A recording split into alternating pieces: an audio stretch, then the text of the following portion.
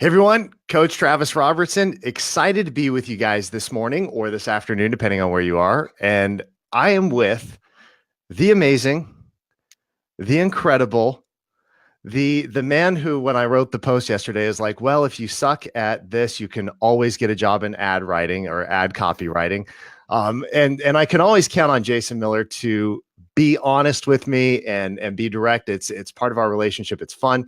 And so I am here with the amazing, the incredible Jason Miller, and we are going to be talking about how to build a business, how to build a team that does 100% of your production. And we're going to be talking a lot about how to do that, the transformation his team has gone through. But let me pause here and welcome you, Jason, and say thank you so much for joining us. Why don't you give everybody just a little bit of a background on who you are, where you operate out of, and then we'll go from there.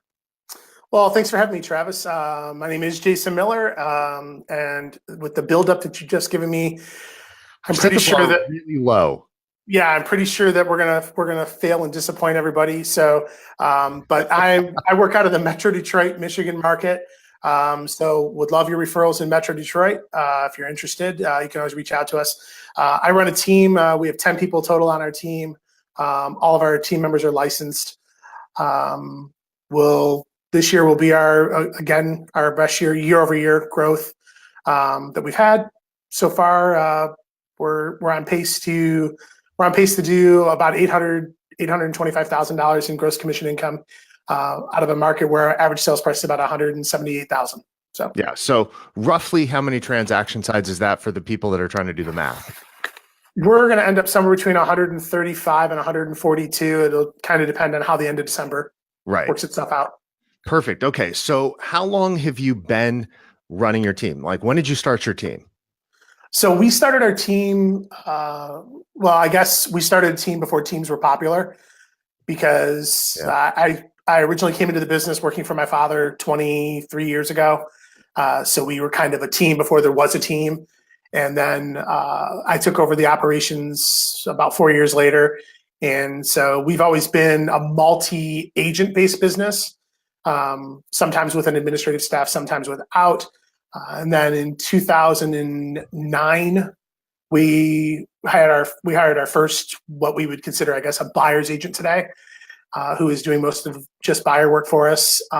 So we've been doing it ever since then. So 2009 to now.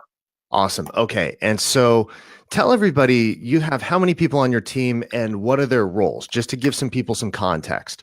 So we have 10 agents on our team, myself and my father included. So there would be 8 that work kind of underneath that umbrella. We have one part-time admin for all 10 of us. And we have no outside ISA or any of that. Everything's handled in-house. We have a full-time digital media director who handles all of our marketing and advertising needs, photos, Matterport, all that stuff for us in-house. So we have all that on premises. So structure-wise, I can't say I do 0 because this year I did list 2 houses. I know you did list 2 houses. So 99.9% of the production is really a little bit of false advertising here, guys. I'm so sorry. Well, I wanted to prove I could still do it. So I did go out on 2 listing appointments 2 Fridays ago and got both of them. So that was nice to know I could still go out and list a home. But I don't work with any buyers, don't work with most of our sellers. I handle our operational side, our lead acquisition, training and development for our team. My father handles the vast majority of our listing inventory, which we run about a 70-30 business. So 70% of our business is buyer controlled. Yep. Only about 30% of our business is listings. And he's trying to phase out of that. So we're phasing somebody new into his role. And the rest of we call them associates. We do allow our team to both list and sell homes. Under specific and strict guidelines. Yeah, it's not a free for all that they can just list any home, but there are guidelines. So let me ask you, because when you've been in our program now 6 years, I believe, right? Yep, 6 full years. So I met you 2012, I believe, in August at Remax Broker Owner Conference, and that's where you and I got connected up. And we've been working together now for 6 years. So when we first started working together, Do you remember? I don't remember, and I've been, it's been so long. I didn't go back and look at all the notes from that time, but what was your team structure like then? Because I want people to understand, and this is part of what we're going to be talking about, guys, is that this transition for Jason to get here has been a very intentional, very deliberate process that we've walked through. And so I want you to understand where things were at. And then we're going to be guiding you through some of the changes and some of the transitions that he's gone through as a leader and with his team to get here. Because it wasn't like you went, hey, cool, I don't want to sell anything. And then tomorrow you stopped selling. There was a process, right? So in 2012, where were you guys at? In 2012, we were a team of 4, and 80% of our team's volume was done by myself and my father. So in 2012, we had a very different structure than we have today. And in 2012, I was working an insane number of hours per week. I'm still digging out of the debt load carried from the downturn in the economy. So 2012, while 2012 was again a record year for us in 2012 at that point, it was also a record year of still having no money. Yeah. So 2012 was not one of those years where I look back and go, wow, that was an amazing, awesome year. I can't wait to relive 2012. So you had 4 agents or 4 people on the team at the time, but you and your dad, like you said, were doing 80% of the production, and your hours worked were insane. And in fact, that's one of the things you and I talked about is you said, hey, Travis, my goal is to eventually, and this is kind of the first step, you guys, is Jason got extremely clear about what he was working towards.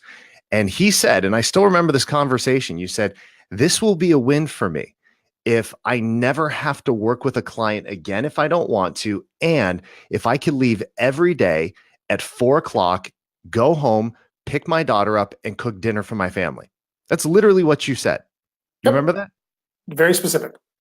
And at the time, you knew it wasn't going to be something that happened overnight, and you were willing to do the work to transition from where you were to that reality. But you knew all the way back then, 6 years ago, exactly where you were building towards. I was just going to be happy back then if I could do it one day a week. Actually, I think you're right. I think I do remember that. At that point in time, it was really just, if we can just do this one day a week, it would be a significant improvement in my life than I was having at that moment in time. So we knew what we wanted the long-term plan to be, but at that point, it was completely, it didn't seem believable at all when I said that either. That was ever, because I didn't know anybody in our business that was even doing that.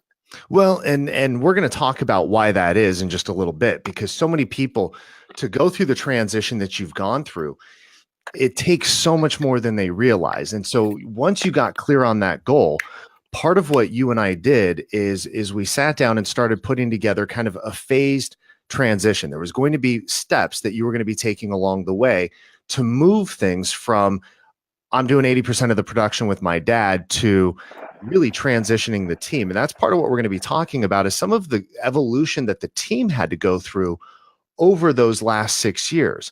So, and you and I talked about this the other day, is talk with the audience here about some of the transitions that your team has gone through, the evolutions your team has gone through in the last 6 years to be able to afford you the opportunity to do this. Yeah, I mean, our teams looked different. There were a lot of changes right at the beginning from 2012 to probably 2015, 16, probably had the largest number of changes in the design or what we thought our team should look like. And a lot of that was trial and error. So we went from having, a small number of agents to a large admin staff, and realizing that we were underutilizing our admin staff to going to a much smaller administrative staff and increasing the agent count that we had for our team, realizing the agents produce revenue and admins cost revenue. And trying to figure out the different ways to make it function. At one point in time, I had a full-time person who just worked for me, and that's all they did. And we've had where we only allowed people to work with buyers, to allowing pretty much anybody to work with anybody they wanted to now having it more structured where we have specific roles for specific people. So it's seen lots of different iterations, I guess, of the team over the years. And reality for us is we don't think we're ever finished with making those smaller tweaks and changes. But we do know right now that we structured it in a way so that I could work my way out of the business and so that I could essentially retire my father. If he's ready to do that, when he's ready to do that completely, he'll be able to phase out of the business as much as he wants to as well. So let me ask you about this, because let's say you were to go back to 2012. If we were to take a time machine, go back to 2012, a lot of the changes you've put in place over the last, let's say, 2 years, you couldn't have done back in 2012. It's not like, I think some of those evolutions were necessary as the business grew. So when you're a team of 4 people and you're structured with a smaller team, the way you structure it has to be different than a team of 10. And so not all of those changes had to take or could have taken place at one time. It's not like you could have nailed it at 4 and then just grown it from there. You've had to evolve it over those 6 years, right? Yeah, well, the biggest evolution in all that actually is me. Yeah. As a leader, I've changed over 6 years, and you learn a lot going through things about what you're good at doing, what you're not good at doing, and more importantly, what you are willing to do or not willing to do. And so at each one of those changes of our team structure, I felt like that was going to be the next great solution and the next quick fix to whatever problem we were experiencing, not realizing sometimes that we had to take a step backwards to go step forward. Who I had to become as a leader had to change in order for it to be productive for our team. What I was expected to do and what someone could come to our team and expect me to do had to change. We had to become better at with skills we hadn't even developed yet. So each step of the way, there's a different set of skills that I had to gain. So the number one change is always speed of the leader, the speed of the team. Yeah. So if I'm not changing or I haven't evolved to where the next stage of our business is, how in the world am I supposed to lead the people that are working with us and are entrusting me with their financial future, as well as a lot of times, their family life and what's going to go on at home? How am I able to lead them effectively if I haven't become the leader I need to be in order to get us to the next step, whatever that is?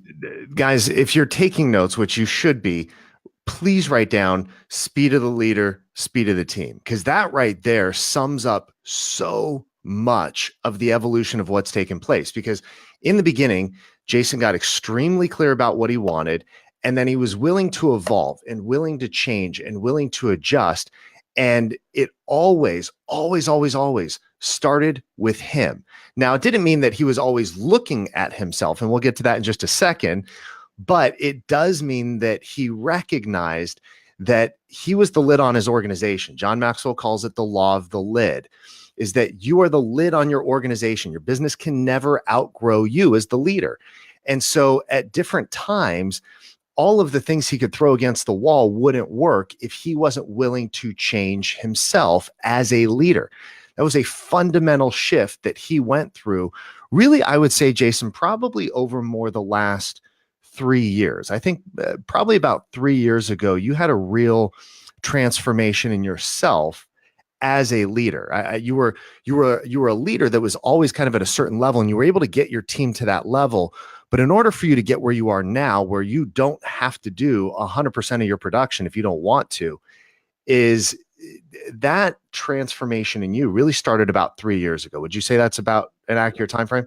Yeah, by 2015, I was just tired.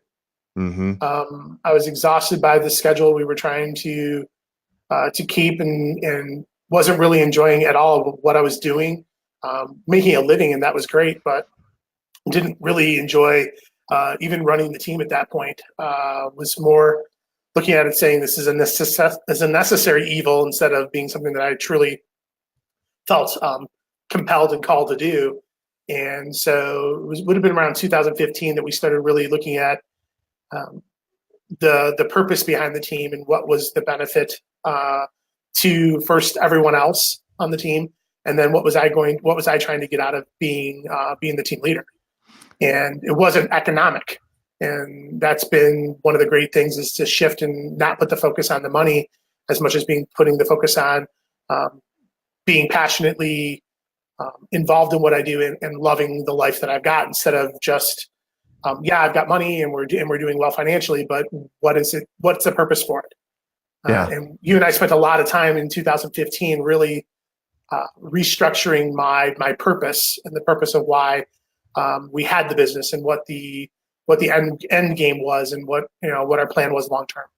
And so talk about some of that shift, because I remember those first few years, there was a lot of frustration that you would have with your team. Why won't they like, I give them everything. They just, I'm thinking of just, I'll take away all the leads, screw them all. I go back to doing it all myself. There was that moment where you wanted to just blow the whole thing up. And you were really frustrated with the fact that you had expectations that, hey, they should be doing 36 transactions each. And there was then about 2015 kind of a transition in you as a leader to realizing that their needs for their lives were different than your needs for your life, and their goals for themselves were different than your goals for them. Yeah. One of the things when I talked about, as a leader evolving, one of the things that really evolved for us in 2015 was the fact that I started not being as passionately involved in their production numbers, and focusing on they should be able to do X amount of transactions, or they have the skills and the abilities to do Y, and what is it that's holding them back from doing that, and really focusing on that part. And what we focused on was deciding what was truly important to each person on our team. And then I realized something that was probably one of the big transformation moments for me, which was, people will not do what I will do and work on my team. Yeah. So I would never work for me. I would never join my team. I would never be a team member on my team. It would never be something I would ever do. And it was unfair of me to set expectations that they were going to have the same drive, determination, work ethic, and willingness to sacrifice to create a business of their own. And I had to start understanding that I am okay with that. Yeah. That it wasn't them, it was me saying I have to be okay with the fact that they may choose to only earn X amount of dollars. And as long as what I'm receiving is an acceptable return for what I'm putting into their business, or the tools and resources that I provide them, and I'm receiving a fair compensation back for that, it took me a full year in 2015 to become comfortable with that reality, with the reality that, economically speaking, it was okay that some people were going to produce at a higher level and some were going to produce at a lower level. And they were all given the same opportunities, but each of them had a different desire for their own families. So for some people, they've never even fathomed making $50,000 a year. So a $50,000 a year income to them is huge. And for others, they would look at $50,000 a year and say, I couldn't even begin to pay my bills on $50,000 a year. So we have people at different levels now, and I'm way more comfortable with that. Yeah. So here's what I was then. Interesting about this is that one of the things that understand this, guys, is that when Jason in 2015 was frustrated with the team and frustrated with the lack of what he would deem adequate production from everybody, part of what he did is he sat down and he started looking at what is it they really want for their lives. And one of the things we talk about here at our company and with our clients is that your business is a dream machine, not just for you, but for your team. The role of your business is to be a dream vehicle, a dream machine for their dreams. And Zig Ziglar said it the best. He said, you can have anything you want in life if you help enough people achieve what they want in life. And so as a team leader, one of the best things you can do is sit down and go, what do you want? You may find out, like Jason did, that some of them only wanted to make $50,000 a year. And if they did that, their life would be amazing in the Metro Detroit market. And they'd have the time for their family. They'd have the time for their kids or for whatever it was. And so he realized that if I can help them do that, I will make what I want to make as long as that return is there. And they're going to be a lot happier. And your culture, Jason, just in the last 3 years has really transformed. Yeah, people are much happier when they're working towards their goal instead of working towards your goal for them. So our ability to retain talent has increased dramatically since my ability to step back and say it's okay if their goal and my goal for them are not in line, as long as their goal for themselves makes them happy and it enriches still what my goals and my plans are for us. So, very much the concept of, everyone gets on the train and they get off at different stops. It's okay. I had to start becoming comfortable with that as a leader.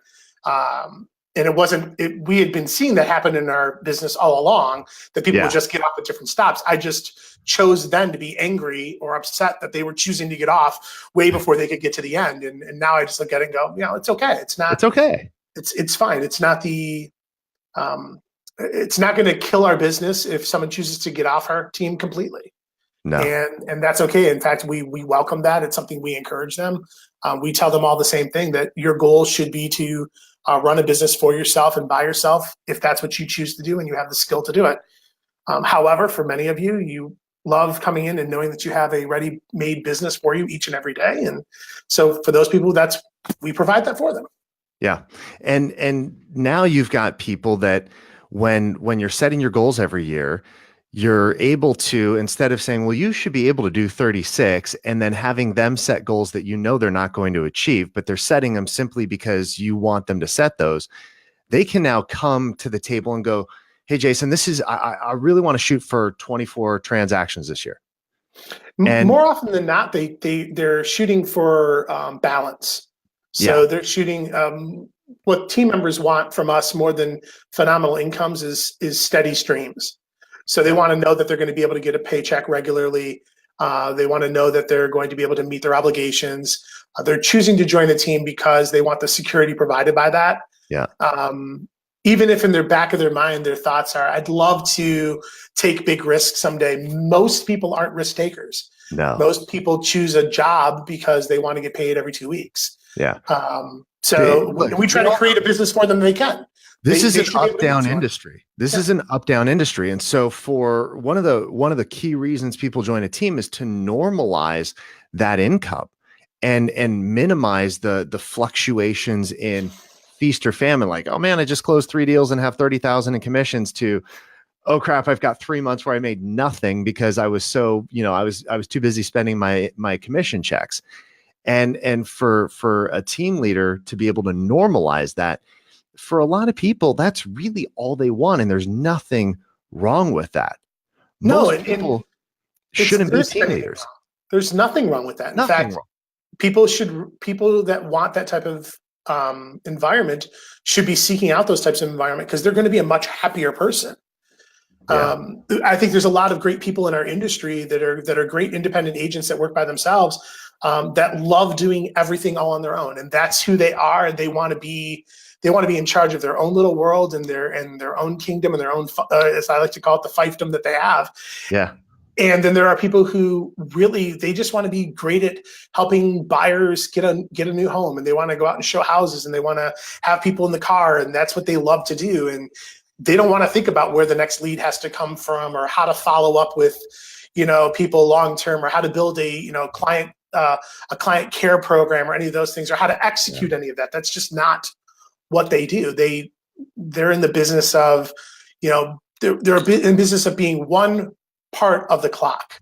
Yeah. They don't need to be the face of the clock. They just want to be that one gear inside that keeps turning a certain way. Such a good analogy. If we can keep them turning in that direction, they're happy, they're fulfilled, their life is better, my life is better, everybody wins. So we try to create more of those opportunities now than ever before for them, rather than saying, everybody on our team will sell, 27 transactions this year. But, some people on our team, 18 transactions is all they want to do.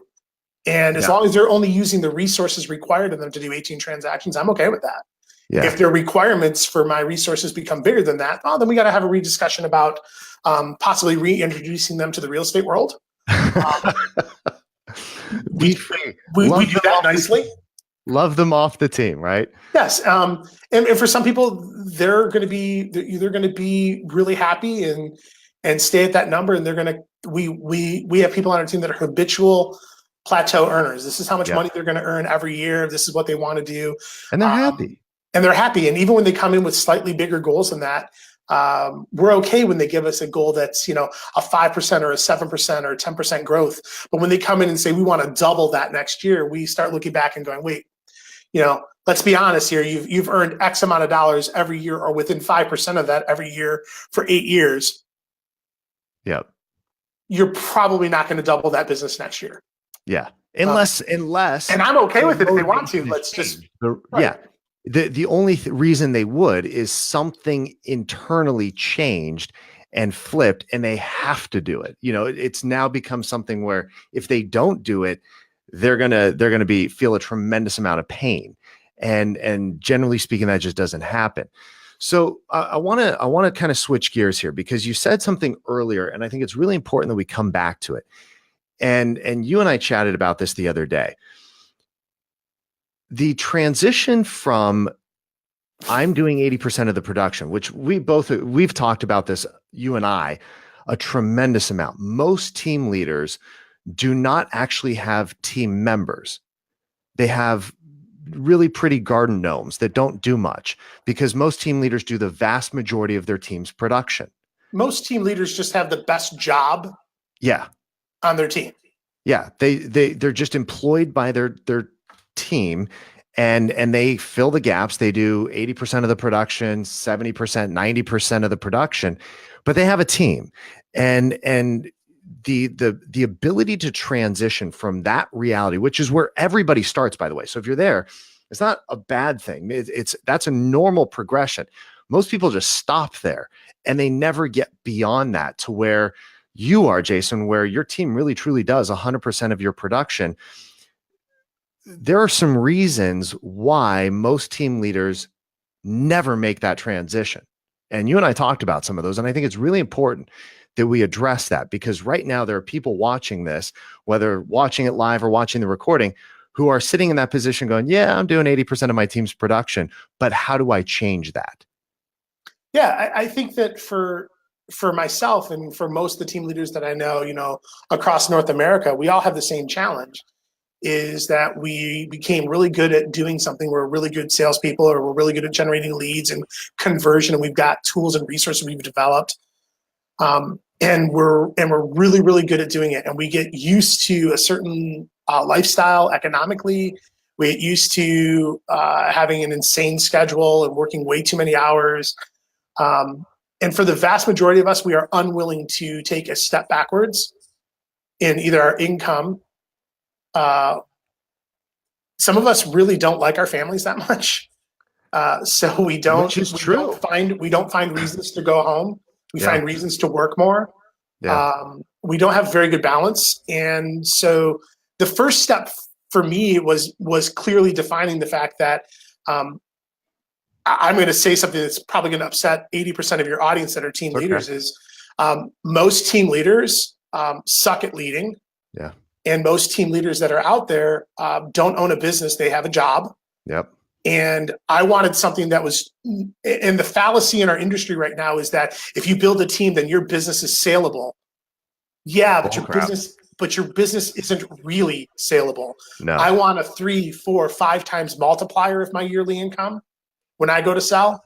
Yep. And the only way that can happen is when you run a business that's systematic. Yep. And that you are not generating any of the business, because no one's going to buy your business for 5 times earnings if you're the one who goes out and gets all the inventory. You're the one who closes all the transactions. Yeah. You're the person who does all the work. So because I know that I don't want to work forever and I want to be able to have a business, I've worked too damn hard for too long to have a business that I can't sell. Yeah. And I just saw a lot of my peers that maybe got in the business later than I did in life. I got in earlier than they did, that were trying to get out of the business, but there wasn't anything to buy or acquire. Yeah. I'll give you a referral fee forever on some of that, some of those units, but only for the first couple of years, maybe, because after that, they're my client anyway. And so I'm certainly not going to write you a check for, $1.7, $1.8 million 5 times your $300,000 a year earning that you've been having. I'm not going to write you a check for that to get you out. So that was the moment. The aha moment for me was most teams have it wrong. They just, in my opinion, they're doing it in the wrong order. It doesn't mean you can't get there by just starting. I haven't seen anybody come in and say, I'm never going to sell a house. I'm never going to work with a buyer, but I'm going to start a real estate business. I'm going to start a team, and everybody else is going to do 100% of the deals from day one. That doesn't work. I would today. Knowing what I know now, I would do it differently. Sure. But it took a lot of years of learning to figure out that we were doing it wrong just because nobody had ever talked about even doing it in a different order. Yeah. So everybody's talking about teams now, and that's great. And it's been the in vogue thing to do for the last 5 to 7 years. The challenge with that is most of the team leaders I talk to are miserably unhappy with their businesses. They don't like the people who work for them. Nope. They're not happy with their team members. They're not happy with the life they have still. And all they did was build a bigger problem. Yeah. And at no point in time did they put energy into moving themselves out of the business. Well, and this is, you and I have seen this, is we go to the conferences where we see the people that stand up on stage and, collect the big awards, and we know what's going on behind the scenes. They're doing the majority of the production. Their marriages are falling apart. Their kids haven't had undivided attention in years. And there's a general lack of success behind the scenes. All that's there is the big number up front, but it's cost them everything to get there. Yeah, and you've even talked about the most important one is many of them are broke. Many of them are broke, literally. Like, they live paycheck to paycheck because the expenses are off the chart. The keeping up the facade is literally driving them into bankruptcy. And they get off stage after collecting the $1 million award going, geez. Then they're looking at it going, oh crap, can I sell this? Because I've got to make payments on the Chase credit card because, they're chasing me for the payment. And so they're struggling. Everything behind the scenes is falling apart, but up front it looks really good. And one of the things that you and I chatted about, and we've seen this with team leaders you and I both know, people that we've seen in the industry for years, you did something that most people weren't willing to do, is you allowed your income for a period of time to either shrink or plateau.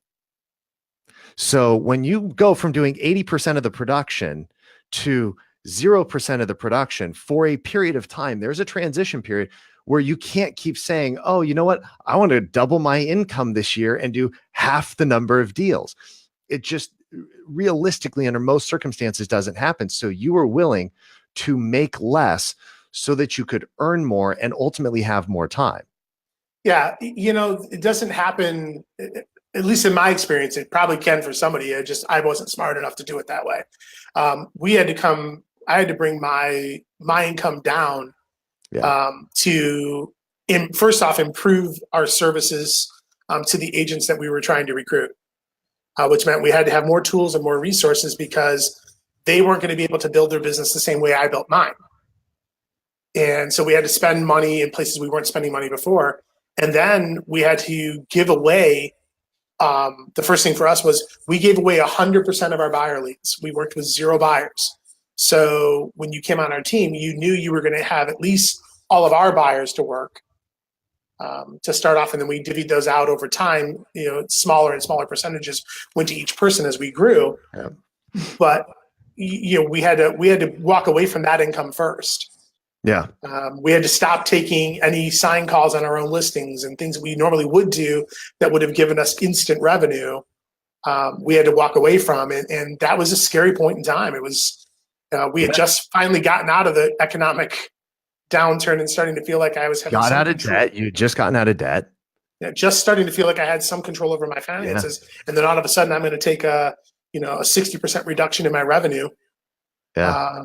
And we did, and that we did cold turkey. So you did your credit. There was a point in time where you finally just ripped the Band-Aid off. Yeah. We had toyed with the idea of, well, we'll just keep our really good clients and we'll just work the really good ones. Well, we recruit against that.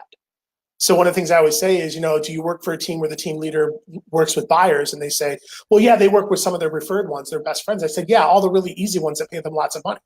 Yeah. And they give you all the crap to work. Yeah.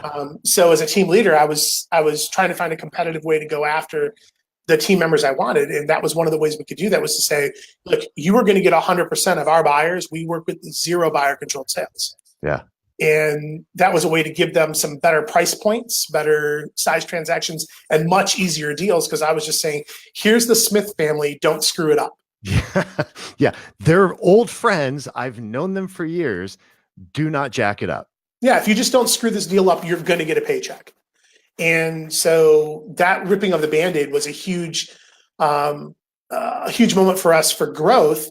But we didn't see any of the money for that for another 24 months. Yeah. The money from that growth didn't show up until 24 months later. So during that time period, we had to be comfortable taking a little bit less coming in and spending a lot more on resources and tools. Yeah.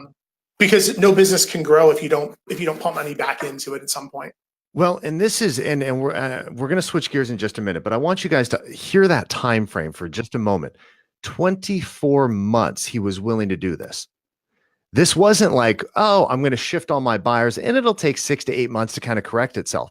It was, we've got to be okay running like this for a period of time, because it's a short-term sacrifice for a longer-term gain. Because Jason, now you work, how many hours a week are you working? I know we put this in. How many hours am I in the office, or how many hours am I working? In reality, I'm like everybody else. I have days where I come in and I don't get as much done as I should.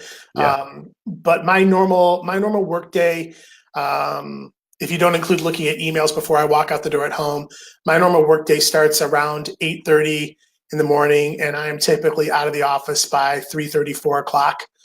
I've worked 3 evenings this year where I worked past 5:30, and I've worked, I want to say, weekends, I think I worked 2 weekends. You worked 2 weekends, but they were because you were doing. We have a corporate event on one of those weekends, so I have to be there for that. Yeah. And that's not to say that's how it started. It didn't start that way. Oh, heck no. It didn't start that way. I couldn't do that and this is something I think that team leaders that are trying to work themselves out of their job need to understand, is you can't do that if you work with buyers or sellers. No. It's not possible. No. So if that's truly what you want, then you have to decide that you're going to get rid of buyers and sellers, and that you're going to be in the, I consider myself in the training and lead acquisition business. So I train agents and I'm in the lead acquisition business. That's what I do. Everything else. About to ask you, like, because your roles transitioned. So it's completely different. You have 2 basic jobs: generate leads, and find the talent, get them going. Yeah. So, and by the way, let me ask you this, because I think it's really important, because you and I have talked about this. Who's your client? The agent who works on my team. Yeah. Your clients are not the buyers and sellers. Your clients are your team, because if you take care of the team, they in effect take care of the end client. I have a legal obligation to the buyers and sellers, so I don't assume that we don't care about them. We do. No. But it's where your focus is. But at the end of the day, I'm going to work with a buyer or seller one time every 5 to 10 years.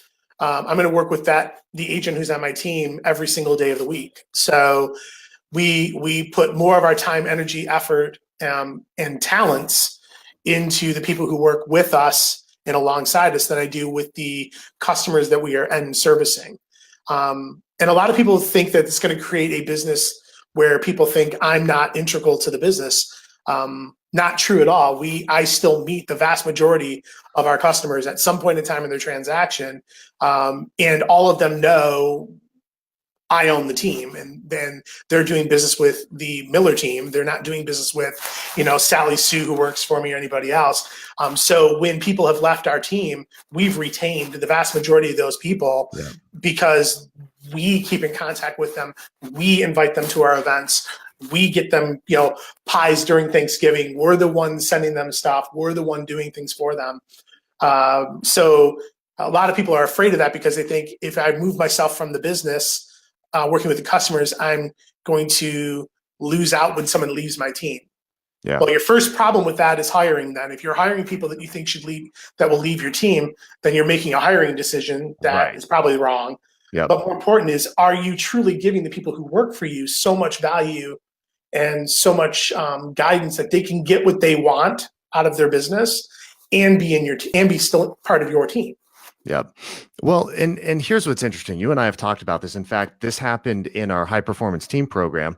You and I were talking, and somebody in the group was like, "Well, I don't want welfare recipients." And you and I at the exact same time are like, "Yes, you do. You want welfare recipients on the team. Like you want to be the lead generator. If you're expecting your team to go out and like build their own business, there's part of your problem." And one of the and this is where I want to switch gears here is that there you and I chatted about this the other day, kind of three things that every team must have in place if they want to get to the point if as a team leader where you don't have to do any of the production, you can do 0% of the production. Three things you must put in place, and the first is that volume knob for your lead flow. You've got to be able to control that lead flow, and that's one thing you've done exceptionally well. Yeah, I mean, we think that everything starts with our ability to deliver an opportunity, whether the opportunity is a buyer or a seller.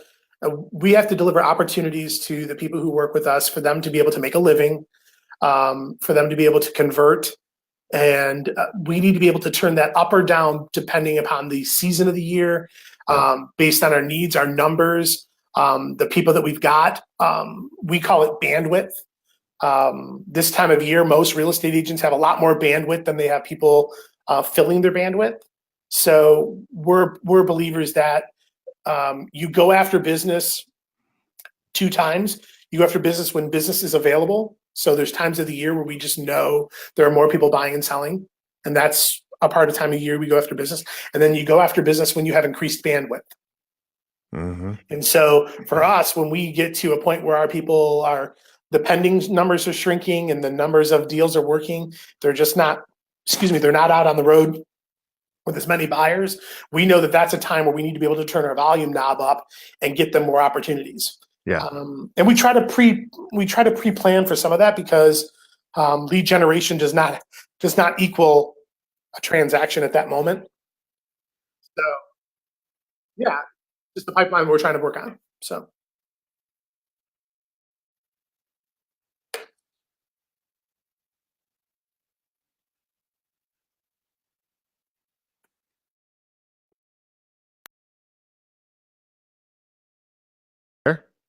I lost you for a second, but now I'm there. Okay. Wow. Don't know what just happened. All right. So what's really fun is when you send me a text message and you're like, "Hey, a woman who's been in our database for 5 years and never responded to a single email or call or message, just called and is ready to finally sell her house." Yeah, I mean, the lead follow-up and the systems that are in place are a lot of fun when those things are happening because that's money I spent. I always say sometimes that's the money I don't spend on Zillow today that I spent on Zillow 5 years ago. Yep. That's that money finally paying off. Finally paying off. So, but I think that being able to turn your business, your lead flow up and down, Yeah. is absolutely integral for a team leader who wants to build a bigger team. Yeah. If you want to have a really small team where it's just, a real close knit group of people working from the same database, and you want, what I like to describe as more of the kumbaya moments of being a team leader, then that volume knob may be less important. But when you start getting to the point where you want to have 10, 20, 25, 30 people, you have to be able to turn that up and down as needed. Because revenue is going to require it. Yeah. Yeah. If you can't control your lead flow, you cannot control your revenue. End of story. So if you're getting the majority of your business from past clients, repeat referrals, sphere of influence, you're not ready for a team. It's just the reality. You've got to be able to turn on your lead flow and control and drive your revenue. So that volume knob is like that first step. Second thing that we talked about are the systems that you've got to have in place. You have incredible systems in place for accountability, and then ultimately for past client sphere of influence. Yeah, the next step once you've got a lead is, what are you going to do with it? Mm-hmm. Most people want to put the "what am I going to do with a lead" before they go get a lead. Yeah. And what I know from human nature is most of us won't do anything if we don't have somebody to work with. Yeah. So necessity will create systems in place if you have people you have to keep in contact with. So having systems for incoming lead follow up, long term lead follow up, systems for once a person becomes a customer or a client of your team, what's going to happen with them. From the welcome to the Miller team phone call that I make to every customer we work with, thanking them for the opportunity to serve their family, all the way through to what happens at the closing table. Those systems all have to be there, but they take time to develop. Yeah. You don't need systems if you don't have anybody to follow up with. Right. So the popular thing is let's go out and build all these great systems, and you go broke doing that. Yep. Because you have no one to actually funnel through the pipeline. Yeah. So and then the systems you build in that phase are going to suck anyway, because by the time you don't know what you're building, you don't know why you're building it. So you're going to, I need this perfect system. You stick one person through it, it's going to blow up. It's going to suck. And then you're going to be like, well, I got to redo it anyway. So your job is to go out, get leads, get sales, and then worry about the systems later. And any other order of operation, and you're going to go out of business.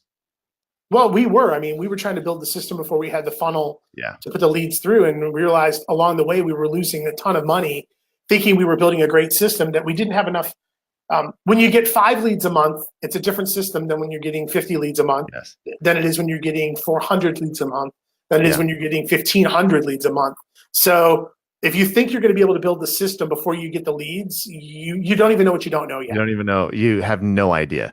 And then the third thing is the right people. So, you get the volume knob, you're getting the systems in place, and then you're starting to really identify who are the right people and who are the people that shouldn't be there. And this is one of the things that I think is very interesting. And there were some personnel decisions that had to be made along the way. And a lot of times the people who you start with are not going to be most often the people who build you into that next phase. And you've had to make some really challenging personnel decisions, and sometimes took a little too long to make some of those decisions. One of which specifically, I think you mentioned the other day, when you kind of mathed it all together, it was like $150,000 personnel decision. Yeah, I mean, the people who are right for you when you're developing and starting your team, or your team, where maybe you already have a team now and you're already in this position, the people who are there right now may not be the people who can get you to where you want to go long term. And one of our challenges is the factor of loyalty. Mm-hmm. And that's a great characteristic, and it's a great trait to have, and you want to be loyal to people. You also need to be recognized that sometimes we have the wrong people in the wrong seats of the bus at the wrong time. And for me, that was a admin who'd been with us for over 10 years. Yeah. The last 3 years, she really hadn't been doing the job for which she was hired, partly because she didn't have the skill set to do the job that she had now grown into. Yeah. So the job now changed, and the skill set that we needed had changed dramatically. And she didn't have those characteristics. Those weren't the skills or the attributes she could bring to the table. Yeah. And one of the things that happened for us, and the cautionary tale is to not let people get so comfortable that they think they're in control, that they run the team. And so Laura, in my case, it was a Laura, and she was trusted with I wish I could. I can't bleep that out. Sorry. You don't have to. She's not in the business anymore. So in my case, it was personality issue that finally broke the bond. And she's an amazing person and a great, and she was an amazing part of our team for many, many years. It was a time. And actually, when we look back, we know that moment was coming, and that moment had been coming for over 3 years. Yeah. So for 3 years, I was worrying more about keeping somebody in their job than maybe they were in providing the value for the job that they had. Yeah. And I look back at all the personnel decisions we've made over the years, and when they've come to a head like that, it's always been the same thing. Yeah. So that's a behavior trait that I have to work on, which is Yeah. not working harder for them to have a job than they work for themselves. And And this is really interesting, guys. And please listen to this. Is that he said it, he kind of moved past it pretty quickly, but he was working harder to create a position for her, to make it work for her, and to try and make it fit, than he was getting value back from her position. And so he's putting so much more effort into trying to make it work, trying to fit it, like, why, like, how can I help you get this? So much more effort was going in than was coming back out of that role. And when you're there, it's a really clear indicator that there's something wrong. And I call it the 3 R's. You have 3 choices, and we ask this question: knowing what you know now, if they didn't already work for you, would you hire them again today for that role? And if the answer is no, you have 3 choices. You can retrain them because maybe it's a training issue. You can repurpose them to somewhere else on the team, or you have to release them. Those are your only 3 choices: release, retrain, repurpose. That's it. And because if and I ask people this all the time, I'm like, knowing what you know, if they didn't already work for you, would you hire them for that role right now? And I'm like, okay, great. So the answer is no. And now we need to figure out what we're going to do about it. Like, if you can't be like, hell yeah, I absolutely would, then the answer is no. And now we need to figure out why. And so with her, it was loving her off the team. yeah, and what I found is probably the same as this for most people is those types of decisions happen very, very quickly. They're extraordinarily volatile Yeah. when they happen. And then you look back at them, 60, 90 days later, and you go, what took me so long? All the time. All the time. So, we believe that there's always a learning opportunity in every trial that we have and every mistake that we made. And our learning opportunity there was, for me, it wasn't for her, it wasn't for somebody else. It was for me to say, when this happens in the future, because it will happen again, not if, it will, that we're not going to allow it to go unaddressed. Yeah. So that's accountability on me, not accountability on the people. That's me saying, I can't let this go unaddressed. Yeah. So let me kind of shift gears, because we're bumping up on time here. One of the interesting things that has, because we've worked together for 6 years, and you mentioned something the other day and said, you actually told me, you're like, I really want to talk about this. And that is the evolution of the coaching relationship, because what you and I started out as is not the relationship we have now. And no, I wasn't going to keep you. Huh? I wasn't going to keep you. No, you weren't. I was going to take the information I needed, and then when I was done with that information, I was going to be see you, Travis. Yeah. Because we started off specifically for I needed you to help me understand better the millennial generation and how to not only sell to them, but to work with them and to be able to be an effective leader for that. And so that was the reason why I hired you. And so what happens most of the time for people in coaching is they have an amazing first year relationship with their coach because it's new. It's like any new relationship. They're in love and everything's awesome. And every week, rose-colored glasses. She's pretty. They're getting amazing value every call because it's all new. And then what I've seen happen over the years with people, and myself included, is that's the set expectation. That's like, we expect it every week to be in an awesome call when we have our phone call, and I'm going to walk away and I'm going to have 5 pages of notes and everything's going to be, I'm going to know what my plan is. And then what I've realized over time is that your coaching relationships change. Yeah. And so we very seldom, if ever, talk for long periods of time in our relationship about tactic. Right. So we've got 10% of the time. Honestly, it's probably about 10% of the time. We've gotten past the tactic parts.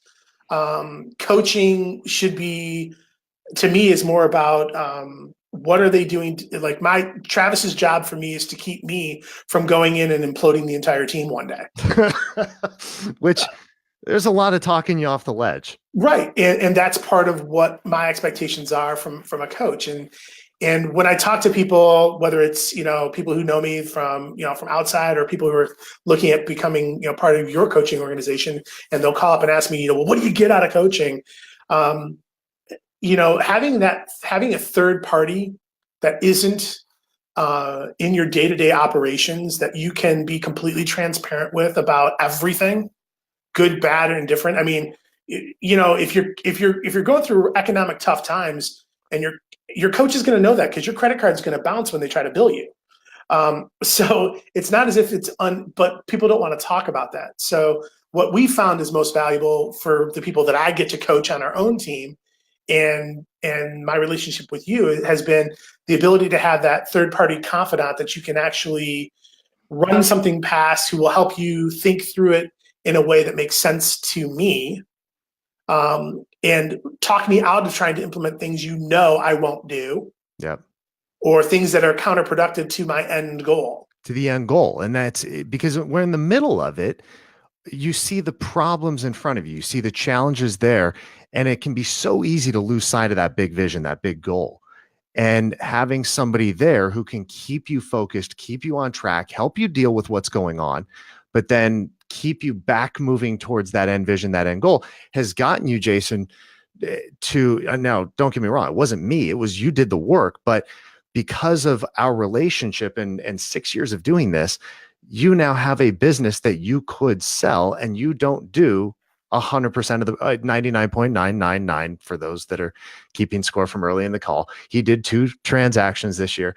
But they haven't closed yet. So as of right now, 100% of the transactions. So you're still at 100%. So that ability to get there, though, was always keeping an eye to the end game, to the end vision. And when you did want to go in and blow the whole thing up, it was like, well, wait a minute, time out. Let's keep in mind where we're going. What's a better way to get there? How are we going to transition? And really, then we spend a lot of our time talking about leadership, about culture, about, personnel challenges, and the evolution of the leadership within your team. And you're right now getting ready to scale up the team some more, and you're looking at ways to expand and promote from within. And so that's created a whole new set of challenges and opportunities. And one of the things that we hear all the time, Jason, is, well, you know what? I don't have the time right now. I don't have the money. I need to get some things fixed first, and let me get some things underway, and let me get the team going, and we'll reach out in like 6 months or a year when we kind of nail some things down. That's when we'll do coaching. Now, because you had it all together, right? I mean, everything was rocking and rolling. You had your crap together. You had it all figured out when you started coaching, right? Yeah, 100% of it. It was we were good to go. Everything was good. No, I mean, we didn't. We knew what we didn't know right at that moment, and so we tried to find a fit for us from a coaching perspective that fit what our needs were at that moment. I think that the mistake that people make with coaching is they expect an immediate, overnight solution to a problem that they've been creating for many years. And for me, I look at it and just say, you've been creating this problem of your business for however many years you've been doing this. And what ends up happening is we go into a coaching relationship expecting that coach to undo and fix what we've screwed up for 7, 8, 10, years of our career, and then go, well, what do you mean it didn't get fixed overnight? You got 3 weeks, figure it out. Yeah. What do you mean you can't fix that for me on our free coaching call?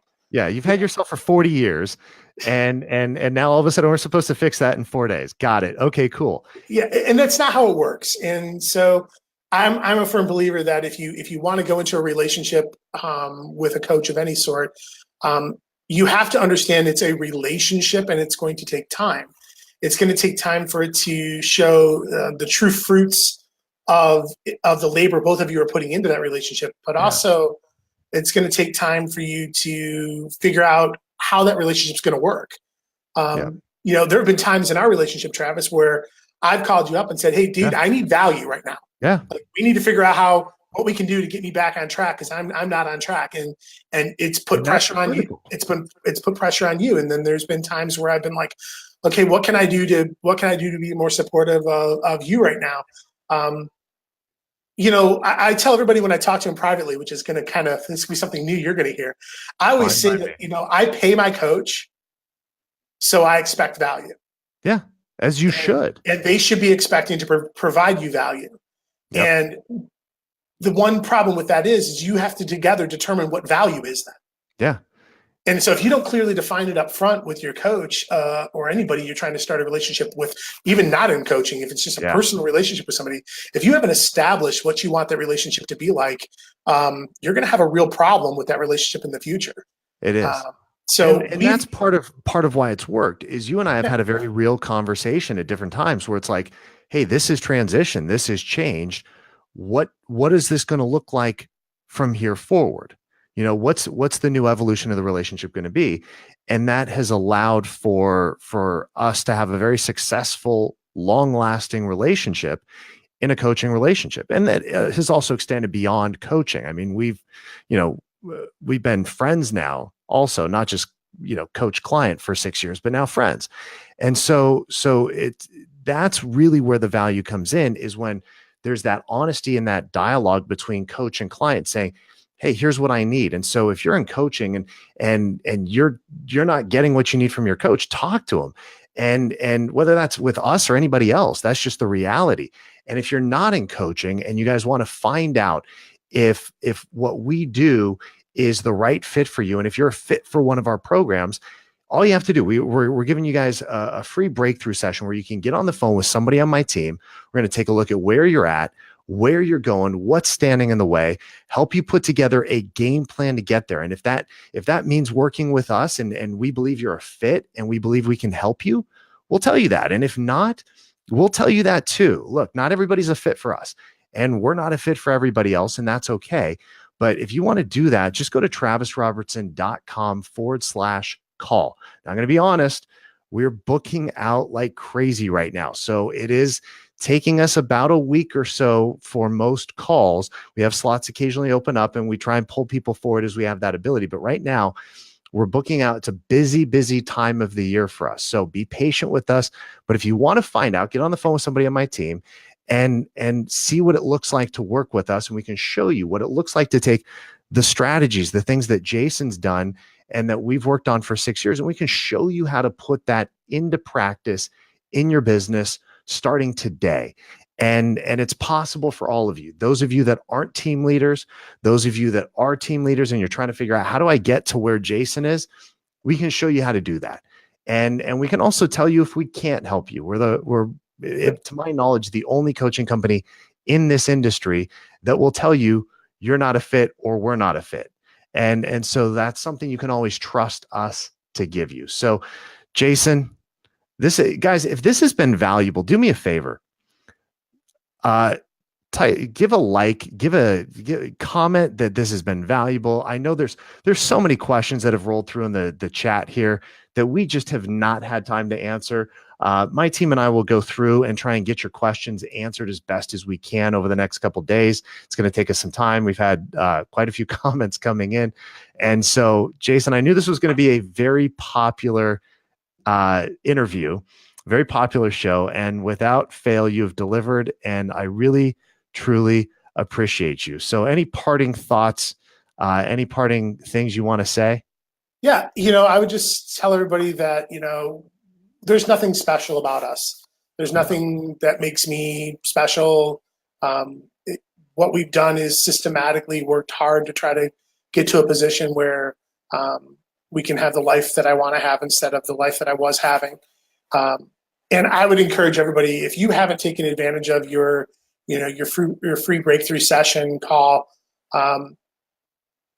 there's no time like today to do it. You've got 2019 coming up, and put yourself in the position of being vulnerable for a few minutes and take a chance. If I didn't take my chance 6 years ago and say, hey, let's start a phone conversation, let's talk about what I'm trying to accomplish. I don't believe we would have gotten here at the pace we did.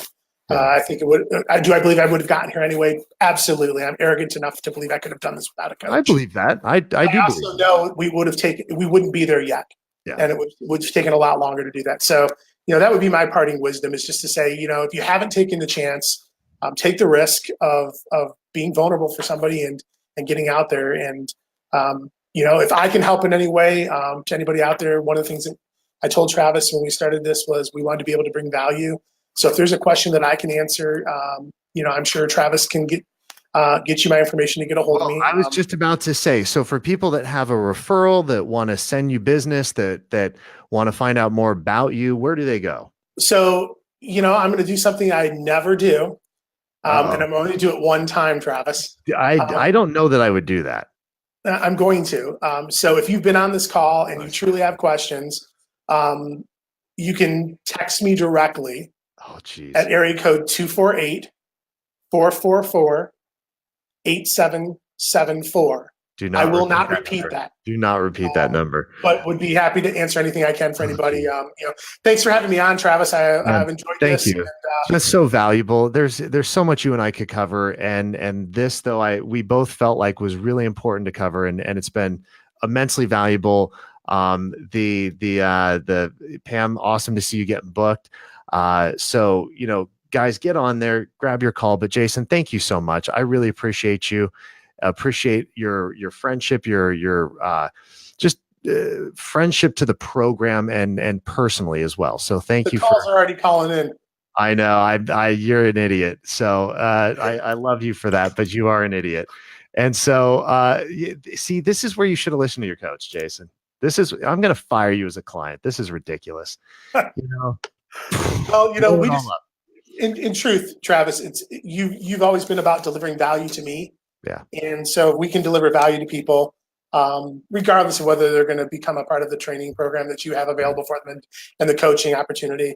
There's just not enough people caring enough about other people in our industry. So you're one of the good guys, my friend.